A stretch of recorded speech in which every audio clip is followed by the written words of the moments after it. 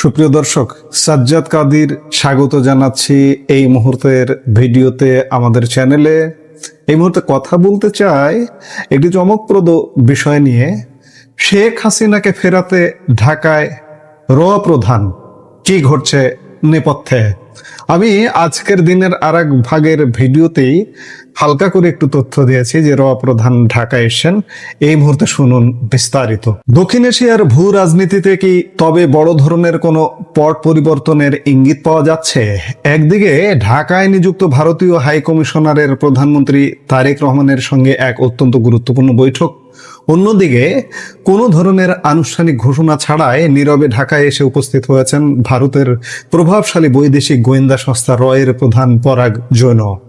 শেখ হাসিনার ভারতে অবস্থান, তার দেশে ফেরার ইচ্ছা এবং বাংলাদেশ সরকারের প্রত্যার্পণ দাবির সংবেদনশীল আবহেই অনুষ্ঠিত হচ্ছে এই সমান্তরাল কূটনৈতিক ও গোয়েন্দা তৎপরতা। কিন্তু কেবল কি হাসিনা ইস্যু, নাকি এর নেপথ্যে কাজ করছে চীন, পাকিস্তান ও তুরস্ককে ঘিরে নতুন সামরিক অক্ষের উদ্বেগ? এই মুহূর্তের সম্পূর্ণ বিশ্লেষণ আমরা উদ্ঘাটন করব বাংলাদেশ ভারত সম্পর্কের এই চাঞ্চল্যকর সমীকরণ। ঢাকা আন্তর্জাতিক বিমানবন্দরে এক নিঃশব্দ পদচারণা এখন আন্তর্জাতিক ও সামরিক বিশেষজ্ঞদের নজর কেড়েছে। ভারতের গোয়েন্দা সংস্থা র অর্থাৎ রিসার্চ অ্যান্ড অ্যানালাইসিস উইং এর সেক্রেটারি পদে দায়িত্ব পালন করছেন অভিজ্ঞ আমলা পরাগ জৈন। একই সঙ্গে তিনি ভারতের অত্যন্ত গুরুত্বপূর্ণ সামরিক কাঠামো স্পেশাল প্রোটেকশন গ্রুপ বা এসপিজির স্পেশাল সেক্রেটারির দায়িত্বেও নিয়োজিত রয়েছেন। গতকাল রোববার এয়ার ইন্ডিয়ার একটি সাধারণ ফ্লাইটে তিনি 3 সদস্যের এক প্রতিনিধি দল নিয়ে ঢাকার হযরত শাহজালাল আন্তর্জাতিক বিমানবন্দরে অবতরণ করেন। এই উচ্চ পর্যায়ের প্রতিনিধি দলে তার সঙ্গে রয়েছেন অসীম মুকুন্দ কোটনিস, রাহুল নেড়ি এবং শৈবাল রায় চৌধুরী। সবচেয়ে কৌতূহলজনক বিষয় হলো, দুই দেশের কোনো দেশের সরকারের তরফে এই সফরের বিষয়ে পূর্ব থেকে কোনো সরকারি ঘোষণা বা প্রেস রিলিজ দেওয়া হয়নি। অত্যন্ত নীরবে অনুষ্ঠিত এই সফরের পেছনে আমন্ত্রণকর্তা হিসেবে ভূমিকা পালন করেছে বাংলাদেশের প্রতিরক্ষা গোয়েন্দা মহাপরিদপ্তর বা ডিজিএফআই। স্মরণ করা যেতে পারে, চলতি বছরের মার্চ মাসে বাংলাদেশের ডিজিএফআই প্রধান মেজর জেনারেল কায়সার রশিদ চৌধুরী দিল্লি সফর করেছিলেন। বাংলাদেশে সাম্প্রতিক রাজনৈতিক পট পরিবর্তনের পর দ্বিপাক্ষিক নিরাপত্তা ও গোয়েন্দা সহযোগিতা পুনরুজ্জীবিত করার ক্ষেত্রে সেই সফরটি ছিল প্রথম বড় পদক্ষেপ। সেখানে ভারতের সামরিক গোয়েন্দা প্রধান লেফটেন্যান্ট জেনারেল আর.এস. রমনের সঙ্গে কায়সার রশিদ চৌধুরীর দীর্ঘ রুদ্ধদ্বার বৈঠক হয়। তার ধারাবাহিকতাতে এবার ভারতীয় গোয়েন্দা প্রধানের এই ঢাকা সফর। গোয়েন্দা পর্যায়ে আলোচনার ঠিক সমান্তরালে আজ সোমবার ঢাকার রাজনীতিতে গড়িয়েছে বড় কূটনৈতিক পদক্ষেপ। বাংলাদেশে নিযুক্ত ভারতের হাই কমিশনার দীনেশ ত্রিবেদী আজ মুখোমুখি হয়েছেন বাংলাদেশের প্রধানমন্ত্রী তারেক রহমানের সঙ্গে। এই বৈঠকে এমন এক স্পর্শকাতর সময়ে অনুষ্ঠিত হয়েছে যখন গত বুধবার দিল্লিতে বসে বাংলাদেশের সাবেক প্রধানমন্ত্রী শেখ হাসিনার সাংবাদিক বৈঠক করাকে কেন্দ্র করে ঢাকা ও নয়াদিল্লির কূটনৈতিক সম্পর্কে এক ধরনের নতুন উত্তেজনা সৃষ্টি হয়েছে। তবে রাজনীতির এই গরম আবহাওয়ার মধ্যেও বাস্তবতার তাগিদে অর্থনৈতিক টানাপোড়েন নিরসনের উদ্যোগ থেমে নেই।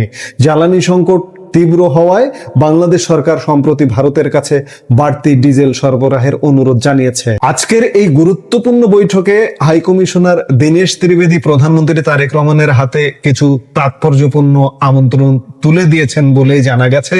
প্রথমত, আগামী মাসে ভারতের দিল্লিতে আয়োজিত হতে যাওয়া মর্যাদাপূর্ণ ব্রিক্স শীর্ষ সম্মেলনে যোগদানের জন্য ভারত সরকারের তরফ থেকে পুনরায় আন্তরিক আমন্ত্রণ জানানো হয়েছে বলে এমনটাই জানা যাচ্ছে। দ্বিতীয়ত, প্রধানমন্ত্রী তারেক রহমানকে সপরিবারে ভারতে একটি পূর্ণাঙ্গ দ্বিপাক্ষিক সফরের জন্য প্রাতিষ্ঠানিক আমন্ত্রণ জানানো হয়েছে। আজ একদিকে যখন রাজনৈতিক ও কূটনৈতিক আলোচনা চলছে, ঠিক তখনই শীর্ষ সামরিক ও গোয়েন্দা কর্মকর্তারা মুখোমুখি বসেছেন দুই দেশের দীর্ঘমেয়াদী নিরাপত্তা রূপরেখা সাজাতে। ভারতের আশ্রয়ে শেখ হাসিনা যাওয়ার পর ডিজিএফআই প্রধানের দিল্লি সফর থেকে যে বরফ গলতে শুরু করেছিল, তার মূল কেন্দ্রবিন্দুতে এখন দাঁড়িয়ে আছে শেখ হাসিনার দেশে ফেরার আইনি ও কূটনৈতিক পথ খোঁজা। ভারতে অবস্থানরত শেখ হাসিনা সম্প্রতি ঘোষণা দিয়েছেন যে তিনি আগামী ডিসেম্বরের মধ্যেই বাংলাদেশে ফিরে আসতে চান, কিন্তু অন্যদিকে বাংলাদেশ সরকারের অবস্থান অত্যন্ত কঠোর ও অনড়। সামনাসামনি দেখা যাচ্ছে, পেছনে অন্য ঘটনা ঘটছে। আমি বারবারই বলছি, ঢাকা স্পষ্ট জানিয়ে দিয়েছে প্রকাশ্যে যে শেখ হাসিনা একজন সাজাপ্রাপ্ত আসামি। তাই ভারতের আইন শৃঙ্খলা রক্ষাকারী বাহিনীর উচিত তাকে গ্রেপ্তার করে বাংলাদেশ কর্তৃপক্ষের কাছে সোপর্দ করা। তবে দিল্লির যুক্তি সম্পূর্ণ ভিন্ন। ভারতীয় কূটনৈতিক কাঠামোর মতে শেখ হাসিনা কোনো পলাতক আসামি হিসেবে বেআইনিভাবে ভারতে প্রবেশ করেননি, বরং বাংলাদেশ বিমান বাহিনীর সুনির্দিষ্ট বিমানে করেই তিনি নিরাপদে দিল্লিতে পৌঁছান। ফলে ভারতীয় দৃষ্টিকোণ থেকে তিনি একজন বিপদাপন্ন অতিথি। এই কারণে দুই দেশের বর্তমান প্রত্যর্পণ চুক্তির আওতায় তাকে সোজা হস্তান্তর করা আইনগতভাবে সম্ভব নয় বলে নয়াদিল্লি ইতিমধ্যে ঢাকাকে সাফ জানিয়ে দিয়েছে। যেহেতু শেখ হাসিনা এখন স্বেচ্ছায় নিজ দেশে ফিরতে আগ্রহী, তাই ভারত মনে করে বাংলাদেশ সরকারেরই উচিত এই প্রক্রিয়াটি মসৃণ করা। এক্ষেত্রে নয়াদিল্লি ঢাকার কাছ থেকে প্রধানত তিনটি পদক্ষেপ প্রত্যাশা করছে। এক, শেখ হাসিনাকে দেশে ফেরার সুবিধার্থে প্রয়োজনীয় ট্রাভেল পাস প্রদান করা।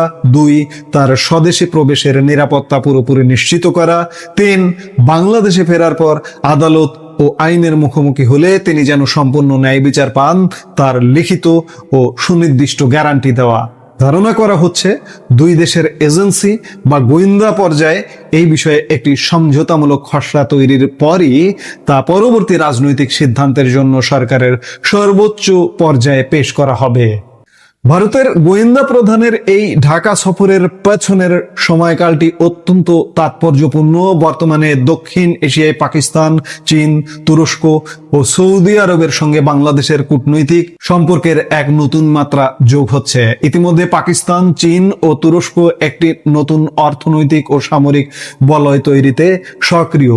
গত সপ্তাহে পাকিস্তান, সৌদি আরব এবং তুরস্কের মধ্যে একটি নতুন ত্রিদেশীয় সামরিক চুক্তি স্বাক্ষরিত হয়েছে, যার মূল শর্ত হলো এই তিনটি দেশের যে কোনো একটি যদি কোনো বহিঃশত্রু দ্বারা আক্রান্ত হয়, তবে তা যৌথভাবে সবার ওপর আক্রমণ হিসেবে গণ্য করা হবে এবং সবাই মিলে যুদ্ধে অংশ নেবে।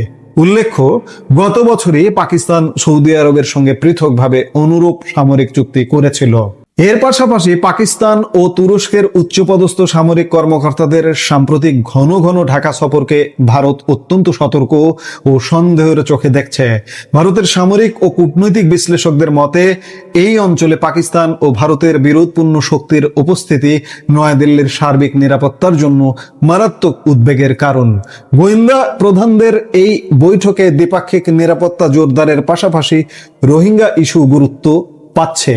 কক্সবাজারের শরণার্থী শিবির থেকে রোহিঙ্গারা শুধু আশেপাশের বিভিন্ন দেশেই ছড়াচ্ছেন না, বরং ভারতেও বিপুল সংখ্যায় অবৈধভাবে প্রবেশ করছে।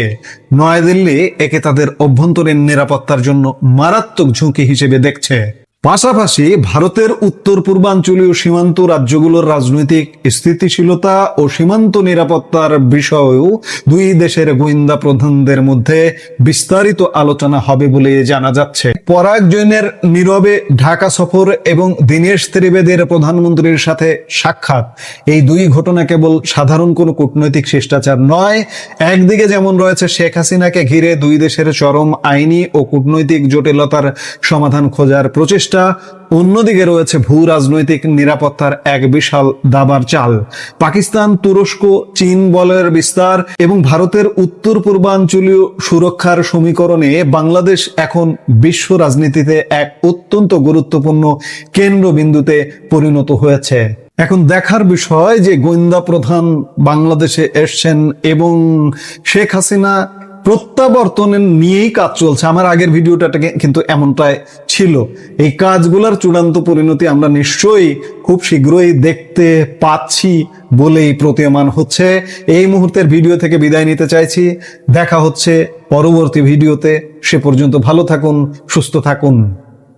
আমাদের ভিডিওগুলো নিয়মিত পেতে সাবস্ক্রাইব করুন সাজ্জাদ কাদির ইউটিউব চ্যানেল এবং লাইক, কমেন্ট, শেয়ার করে সাথে থাকুন।